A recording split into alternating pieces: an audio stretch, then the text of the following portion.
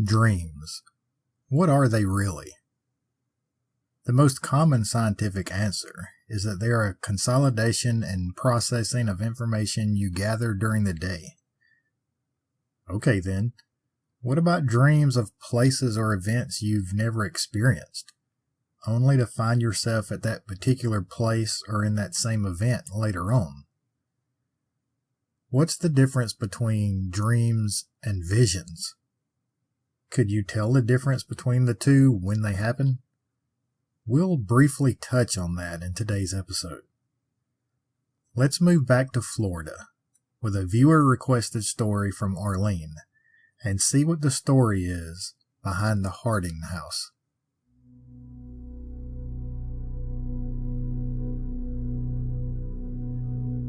Everyone loves a good, strange, weird, or bizarre story. Well, welcome to the American South, where dark legends and haunted history lurk around every corner. Where superstition, folklore, and a touch of backwoods magic blend with everyday culture. Some say, in order to survive. This is Dixie After Dark.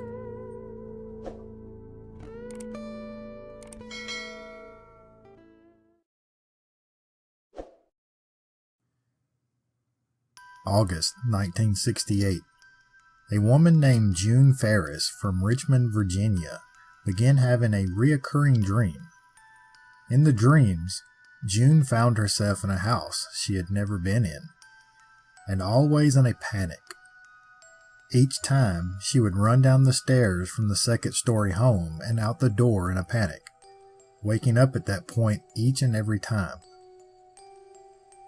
The dream didn't take place every night, but often enough to always be at the forefront of her memory.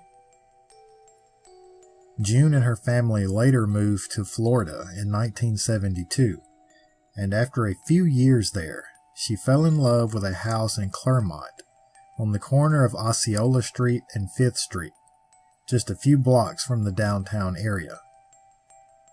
She asked around and found that a family by the name of Harden lived there, and were not interested in selling.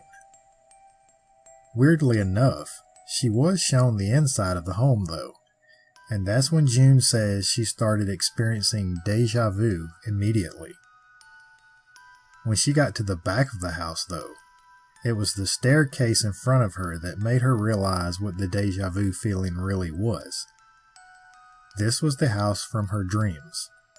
Dreams that began hundreds of miles away back in Virginia. She kept the stories of the dream to herself at the time though, and simply thanked the homeowners for allowing her to see it. Much to June's surprise though, the house was on the market a few years later. She jumped at the chance to buy her figurative and literal dream home, and in March of 1978, June and her family moved in. Almost immediately, strange things started happening. While unpacking, the family says their boat hitch lifted itself from the stand in the driveway, twice. A few nights later, June's daughter Robin and son-in-law David heard the sounds of a music box playing somewhere downstairs.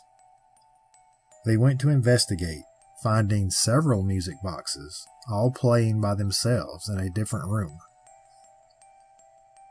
Another daughter, Lori, and her boyfriend Bob were watching TV one night when they heard the back door slam.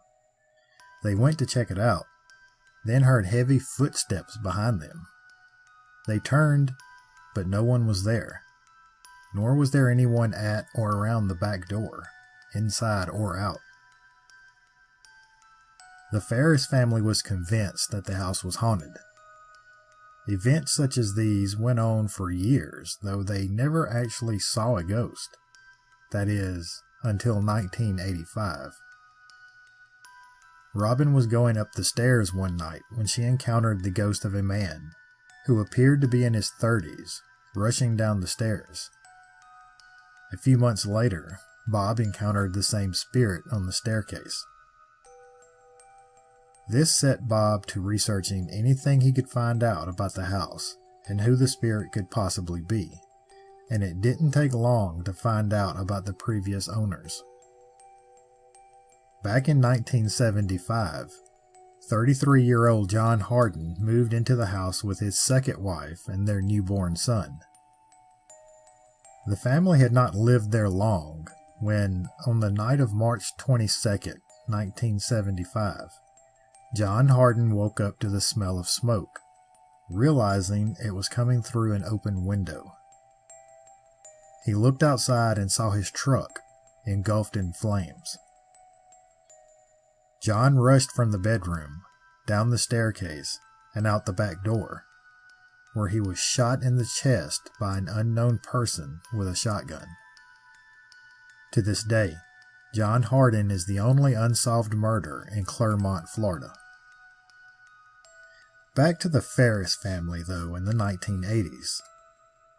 They were now convinced that the ghost they had encountered was that of John Harden, June Ferris especially. Her dreams of the staircase cemented the idea, and she believed that John Ferris was trying to use her to solve his own murder. Bob continued digging for more information, but there was no other history to be found on the home. The Ferris family ultimately moved out later, selling the home to Ken and Donna Hartley in 1990. The Hartleys went on to experience identical experiences that the Ferris family had. In 1991, the Hartleys invited the television series Unsolved Mysteries into the home, where the crew spent several days filming the story of the house. The current owner of the home, though, does not welcome the idea of a spirit residing in the home, although she doesn't discount the idea either. She states that if the spirit of John Harden is still there, he is not active when she's at home. The current owner has went on to describe her distaste in the attention her home gets from ghost hunters, especially during the Halloween season. There are a lot of accounts and speculation that the haunting ended in 1992, but any reason as to how and why are not given. Okay, there you go. This is why I typically don't do presentations on haunted homes. The stories are usually limited, and many homeowners don't like the attention a haunting brings them. But this one did catch my attention due to the dreams June Ferris described about the house, and it being those same dreams that led her to buying the home. That within itself is creepy enough, but I question the idea of John Harding's ghost trying to use her to solve his murder. Did you pay attention to the timeline? That's what caused me to raise an eyebrow. June Ferris claims to have started having the dreams in 1968. John Harden wasn't dead yet. John Harden didn't even live at the house yet. Then, June and her family moved to Florida, and she fell in love with one particular house at first sight. The homeowners even let her inside to look around, but told her they were not interested in selling it. That was John Harden and his family.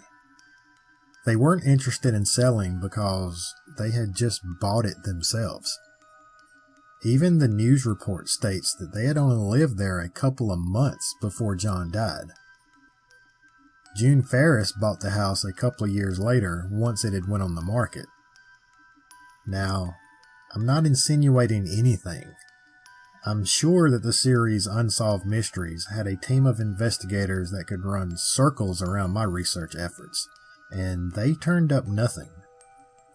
All I'm saying is, we have a woman that shows up out of the blue, wanting to buy a house, and is turned away. A couple of months later, the owner is murdered, and the same woman buys the house immediately? I don't know, guys. You tell me. Like I said, I don't like digging into these stories because of the lack of documented history. As if that theory isn't bizarre enough, though, let's twist it again. Let's say everything June Ferris said was true. So, did she dream of the crime 7 years before it happened? Of course, she would have had no way of knowing that at the time. But was she predicting something? If that's the case, she stood in the same house with the victim while he was still alive, and June didn't have the understanding of the dream to warn the guy. She was there just a couple of months before he met his end, and didn't understand she could have warned him. I mean, hell, would he have believed her? Shoulda, coulda, woulda, right? I wonder if June Ferris ever had those thoughts after the fact. Could internal guilt from a lack of action have brought the hauntings to the home? That sounds plausible, until you remember that the haunting started when they were moving in. Weird, weird, weird. I know which way my thoughts lean. I'm interested to see what you all think.